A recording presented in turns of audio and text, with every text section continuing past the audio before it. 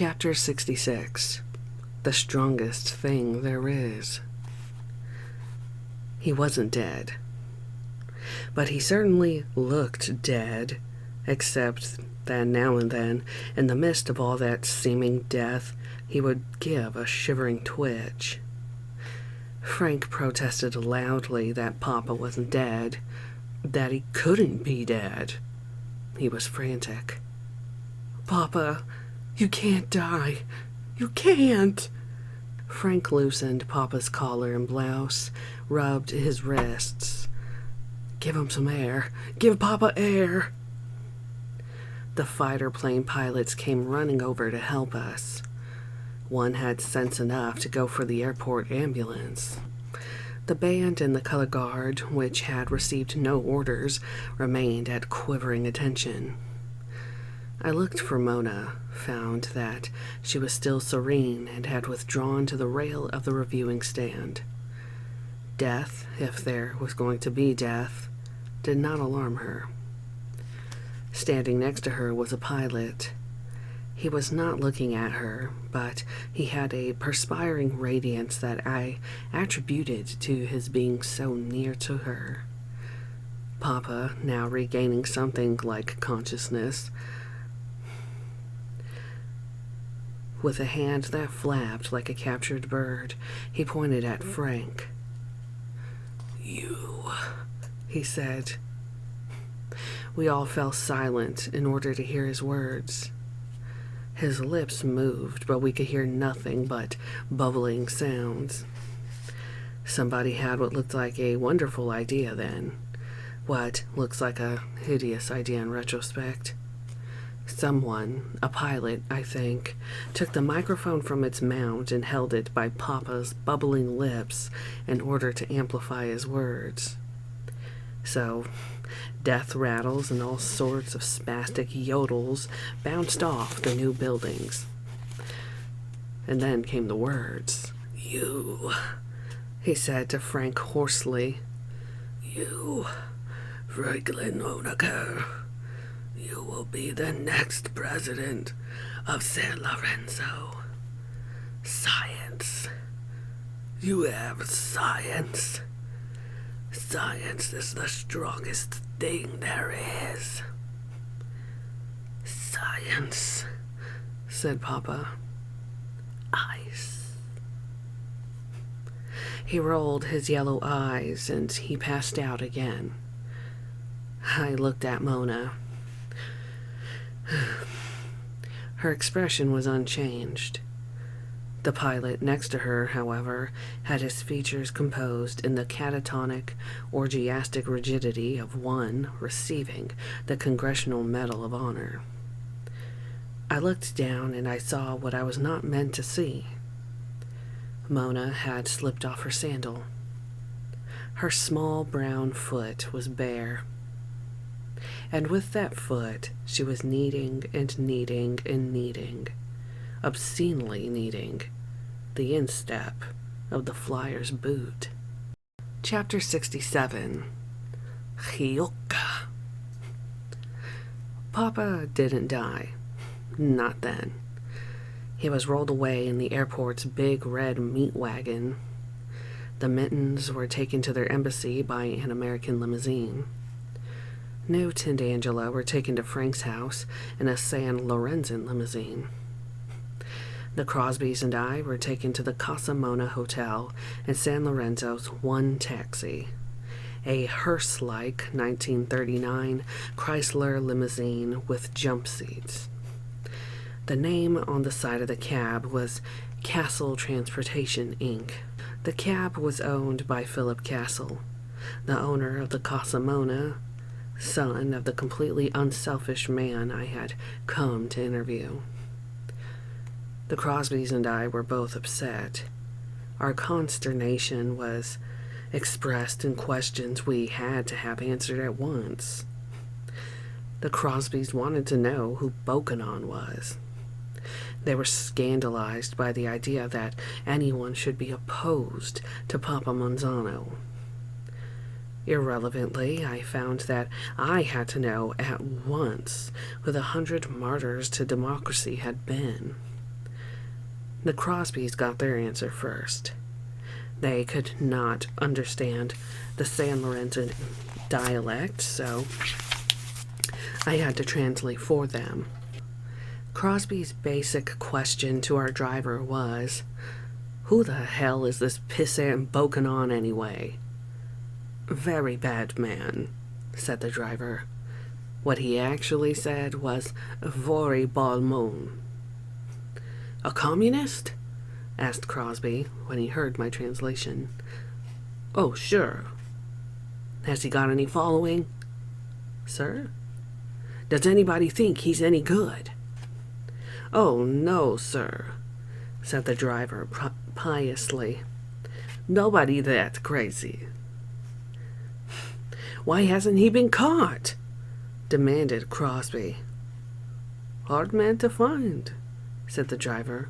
"Very smart." "Well, people must be hiding him and giving him food, or he'd be caught by now." "Nobody hide him. Nobody feed him. Everybody too smart to do that." "You sure?" "Oh, sure," said the driver. "Anybody feed that crazy old man, anybody give him place to sleep, they get the hook. Nobody want the hook." He pronounced that last word, Hyuka. Chapter 68.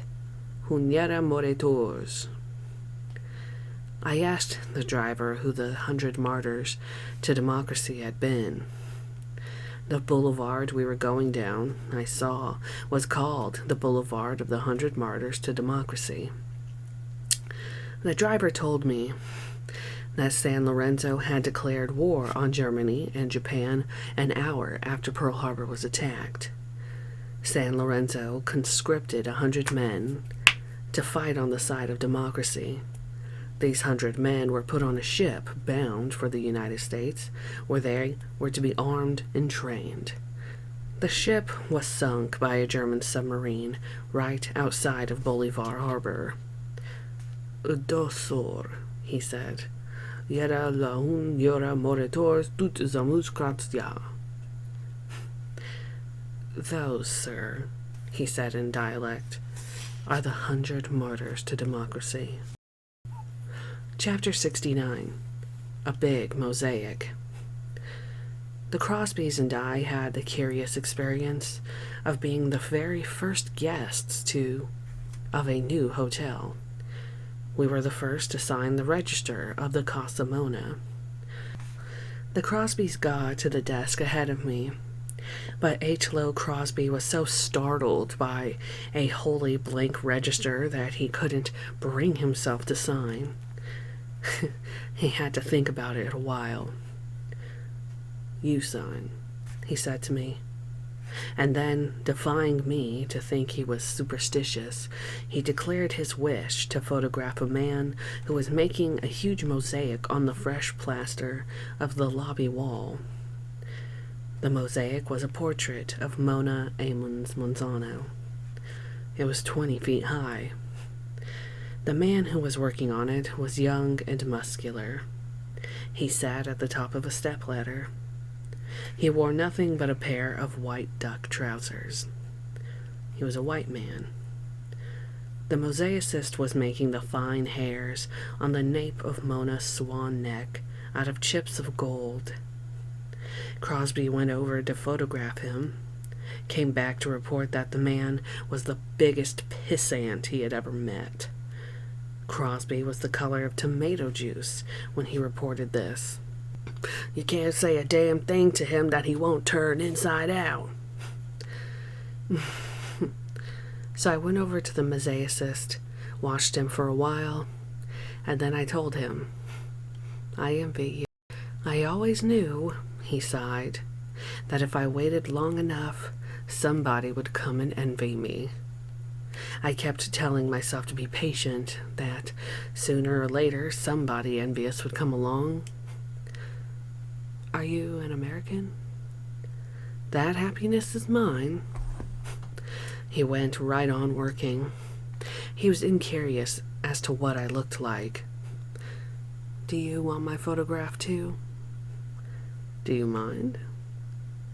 I think, therefore I am. Therefore I am photographable. I'm afraid I don't have a camera with me. Well, for Christ's sakes, get it. You're not one of those people who trusts his memory, are you? I don't think I'll forget that face you're working on very soon. You'll forget it when you're dead. So will I. When I'm dead, I'm going to forget everything, and I advise you to do the same. Has she been posing for this, or are you working from photographs, or what? I'm working from or what? What? I'm working from or what? He tapped his temple. It's all in this inviolable head of mine. You know her? That happiness is mine. Franklin Honecker is a lucky man. Franklin Honecker is a piece of shit. You're certainly candid. I'm also rich. Glad to hear it.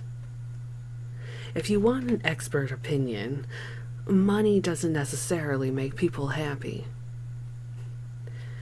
Thanks for the information. You just saved me a lot of trouble. I was just about to make some money. How? Writing. I wrote a book once. What was it called? San Lorenzo, he said. The land, the history, the people. Chapter 70. Tutored by Bokanon. You, I take it, I said to the mosaicist, are Philip Castle, son of Julian Castle. That happiness is mine. I'm here to see your father. Are you an aspirin salesman? No. Too bad. Father's low on aspirin. How about miracle drugs? Father enjoys pulling off a miracle now and then.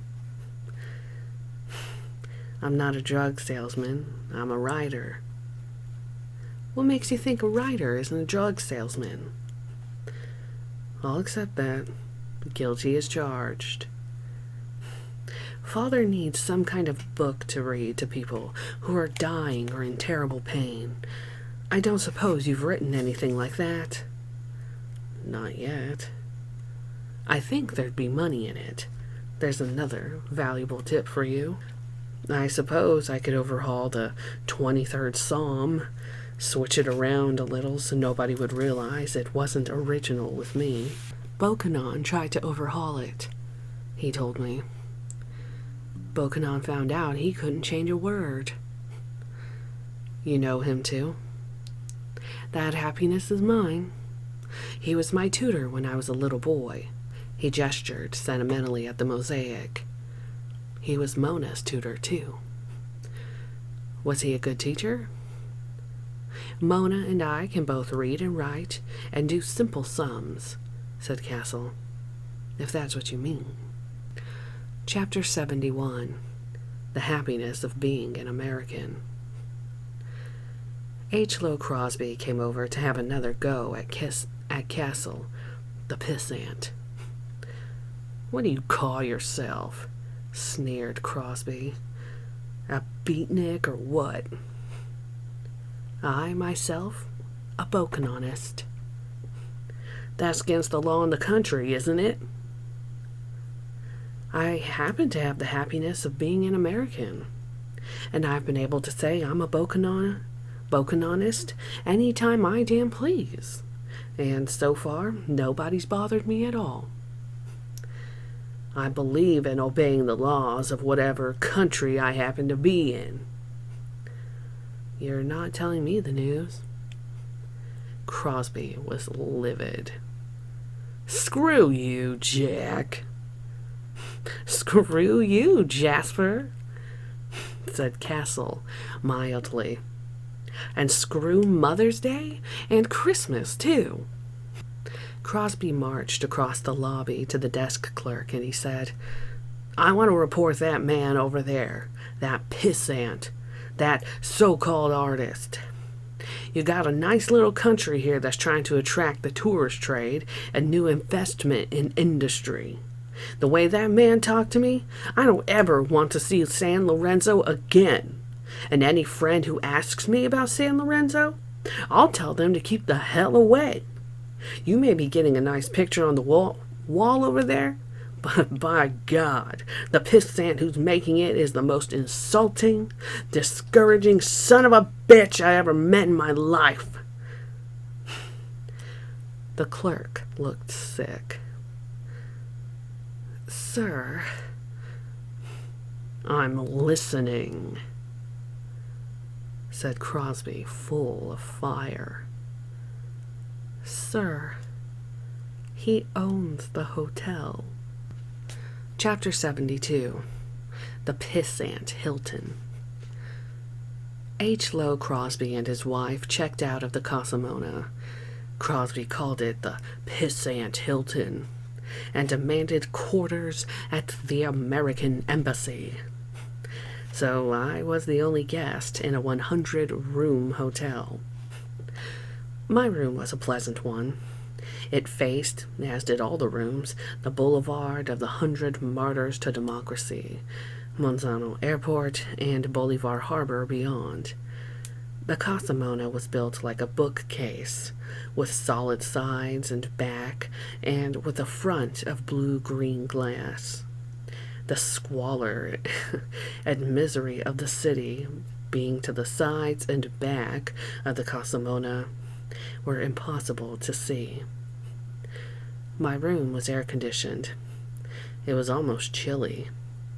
And, coming from the blamming heat into the chilliness, I sneezed. There were fresh flowers on my bedside table, but my bed had not been made yet. There wasn't even a pillow on the bed. There was simply a bare, brand new Beauty Rest mattress. And there weren't any coat hangers in the closet. And there wasn't any toilet paper in the bathroom. So I went out in the corridor to see if there was a chambermaid who would equip me a little more completely. There wasn't anybody out there, but there was a door open at the far end and very faint sounds of life. I went to this door and found a large suite paved with drop cloths. It was being painted, but the two painters weren't painting when I appeared. They were sitting on a shelf that ran the width of the window wall. They had their shoes off. They had their eyes closed. They were facing each other. They were pressing the soles of their bare feet together. Each grasped his own ankles, giving himself the rigidity of a triangle. I cleared my throat. The two rolled off the shelf and fell to the spattered drop cloth. They landed on their hands and knees, and they stayed in that position, their behind in the air, their noses close to the ground. They were expecting to be killed. "Excuse me," I said, amazed. "Don't tell," begged one querulously. "Please, please, don't tell." "Tell what?" "What you saw."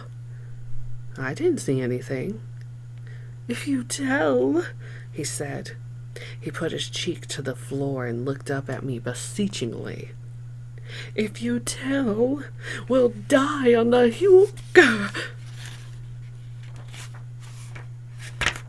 "Look, friends," I said, "either I came in too early or too late, but I tell you again, I didn't see anything worth mentioning to anybody. Please, get up." They got up, their eyes still on me. They trembled and cowered. I convinced them at last that I would never tell them what I had seen. What I had seen, of course, was the Bokononist ritual of Bokomaru, or the mingling of awareness. Of awarenesses. We Bokononists believe that it is impossible to be soul to soul with another person without loving the person, provided the feet of both persons are clean and nicely tended. The bias for the foot ceremony is this, Calypso. We will touch our feet, yes. Yes, for all we're worth. And we will love each other, yes. Yes, like we love our Mother Earth. Chapter 73. Black Death. When I got back to my room, I found that Philip Castle, mosaicist, historian, self-indexer, pissant, and hotel keeper, was installing a roll of toilet paper in my bathroom. "Thank you very much," I said.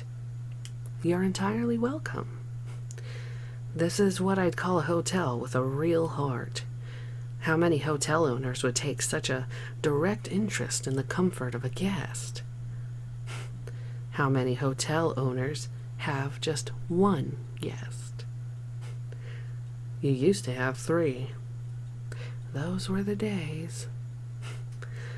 You know, I may be speaking out of turn, but I find it hard to understand how a person of your interests and talents would be attracted to the hotel business." He frowned perplexedly. "I don't seem to be as good with guests as I might, do I? I knew some people in the hotel school at Cornell, and I can't help but feeling they would have treated the Crosbys somewhat differently." He nodded uncomfortably. I know. He flapped his arms. "Damned if I know why I built this hotel. Something to do with my life, I guess. A way to be busy. A way not to be lonesome." He shook his head. "It was be a hermit or open a hotel, with nothing in between." "Weren't you raised at your father's hospital?" "That's right. Mona and I both grew up there." "Well, aren't you at all tempted to do with your life what your father's done with his?" Young Castle smiled wanly, avoiding a direct answer. "He's a funny person, Father is," he said. "I think you'll like him." "I expect to. There aren't many people who've been as unselfish as he has." "One time," said Castle, "when I was about 15, there was a mutiny near here on a Greek ship bound from Hong Kong to Havana with a load of wicker furniture. The mutineers got control of the ship, didn't know how to run her, and smashed her up on the rocks near Papa Manzano's castle. Everybody drowned but the rats. The rats and the wicker furniture came ashore." That seemed to be the end of the story, but I couldn't be sure. So some people got free furniture, and some people got bubonic plague. At Father's hospital, we had 1,400 deaths inside of 10 days. Have you ever seen anyone die of bubonic plague? That unhappiness has not been mine. The lymph glands in the groin and the armpits swell to the size of grapefruit. I can well believe it. After death, the body turns black. Coals to Newcastle in the case of San Lorenzo. When the plague was having everything its own way, the House of Hope and Mercy in the jungle looked like Auschwitz or Buchenwald. We had stacks of dead so deep and wide that a bulldozer actually stalled trying to shovel them toward a common grave. Father worked without sleep for days. Worked not only without sleep, but without saving many lives either. Castle's grisly tale was interrupted by the ringing of my telephone. "My God," said Castle. "I didn't even know the telephones were connected yet." I picked up the phone. "Hello?" It was Major General Franklin Honecker who had called me up. He sounded out of breath and scared stiff. "Listen, you gotta come out to my house right away. We have got to talk. It could be a very important thing in your life." "Could you give me some idea?" Not on the phone. Not on the phone. You come to my house. Come right away, please. All right. I'm not kidding you. This is really a really important thing in your life. This is the most important thing ever. He hung up. What was that all about? Asked Castle. I haven't got the slightest idea. Frank Honecker wants to see me right away. Take your time. Relax. He's a moron. He said it was important. How does he know what's important? I could carve a better man out of a banana. Well, finish your story anyway. Where was I? The bubonic plague. The bulldozer was stalled by corpses. Oh, yes. Anyway, one sleepless night I stayed up with Father while he worked. It was all we could do to find a live patient to treat. In bed after bed after bed, we found dead people. And Father started giggling. Castle continued. He couldn't stop. He walked out into the night with his flashlight. He was still giggling. He was making the flashlight beam dance all over the dead people stacked outside. He put his hand on my head, and do you know what that marvelous man said to me? Asked Castle. No. Son, my father said to me, someday this will all be yours. Chapter 74. Cat's Cradle. I went to Frank's house in San Lorenzo's. One taxicab. We passed through scenes of hideous want. We climbed the slope of Mount McCabe. The air grew cooler. There was mist. Frank's house had once been the home of Nestor Amons, father of Mona, architect of the House of Hope and Mercy in the Jungle. Amons had designed it. It straddled a waterfall, had a terrace cantilevered out into the mist rising from the fall. There was a cunning lattice of very light steel posts and beams. The instances of the lattice were variously open, chinked with native stone, glazed or curtained by sheets of canvas. The effect of the house was not so much to enclose as to announce that a man had been whimsically busy there.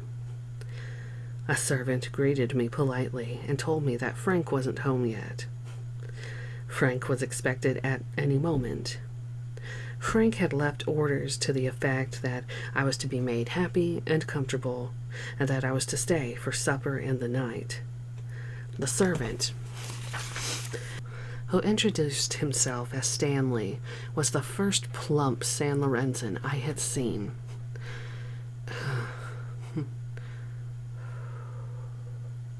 Stanley led me to my room, led me around the heart of the house, down a staircase of living stone, a staircase sheltered or exposed by steel-framed rectangles at random. My bed was a foam rubber slab on a stone shelf, a shelf of living stone. The walls of my chamber were canvas.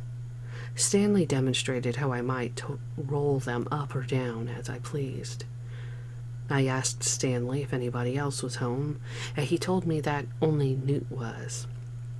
Newt, he said, was out on the cantilevered terrace painting a picture. Angela, he said, had gone sightseeing to the House of Hope and Mercy and the Jungle. I went out onto the giddy terrace that straddled the waterfall and found little Newt asleep in a yellow butterfly chair. The painting on which Newt had been working was set on an easel next to the aluminum railing. The painting was framed in a misty view of sky, sea, and valley. Newt's painting was small and black and warty. It consisted of scratches made in a black gummy impasto. The scratches formed a sort of spider's web, and I wondered if they might not be the sticky nests of human futility hung up on a moonless night to dry. I did not wake up the midget who made this dreadful thing. I smoked, listening to imagined voices and the water sounds.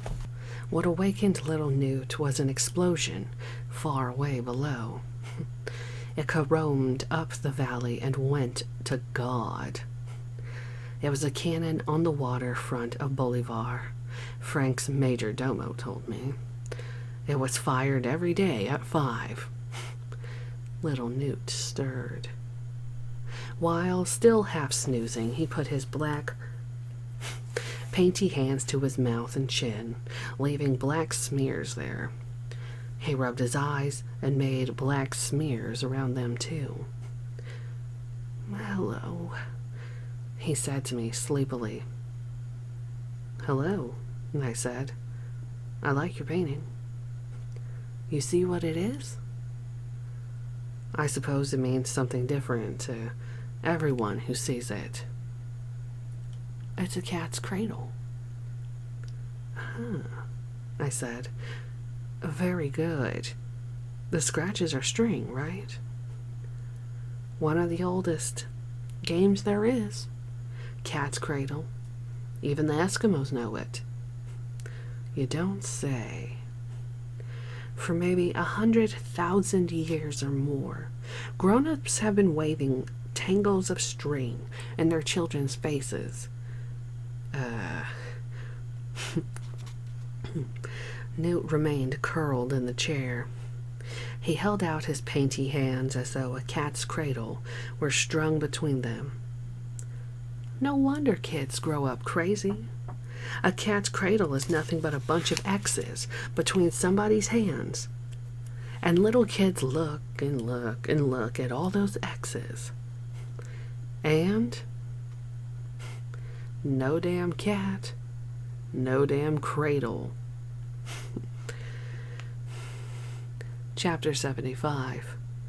Give my regards to Albert Schweitzer. And then Angela Honecker Connors, Newt's beanpole sister, came in with Julian Castle, father of Philip, and founder of the House of Hope and Mercy in the Jungle. Castle wore a baggy white linen suit and a string tie. He had a scraggly mustache. He was bald. He was scrawny. He was a saint, I think. He introduced himself to Newt and to me on the cantilevered terrace. He forestalled all references to his possible saintliness by talking out of the corner of his mouth like a movie gangster. "I understand you're a follower of Albert Schweitzer," I said to him. At a distance. He gave a criminal sneer. "Never met the gentleman." "He must surely know of your work, just as you know of his." "Maybe, maybe not. You ever see him?" "No." "You ever expect to see him?" "Someday maybe I will." "Well," said Julian Castle, "in case you run across Dr. Schweitzer in your travels, you might tell him that he is not my hero."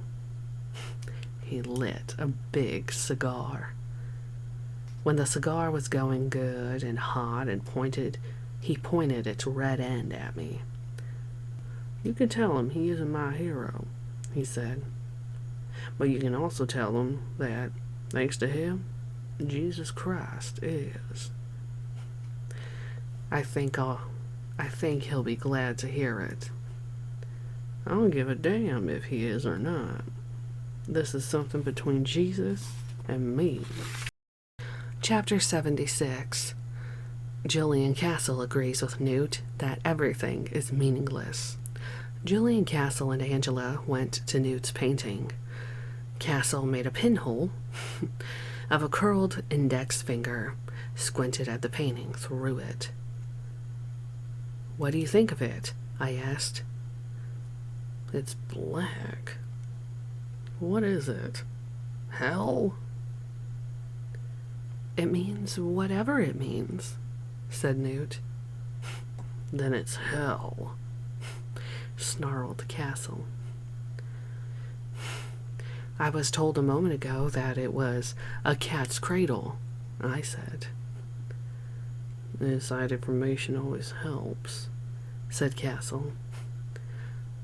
I don't think it's very nice, Angela complained.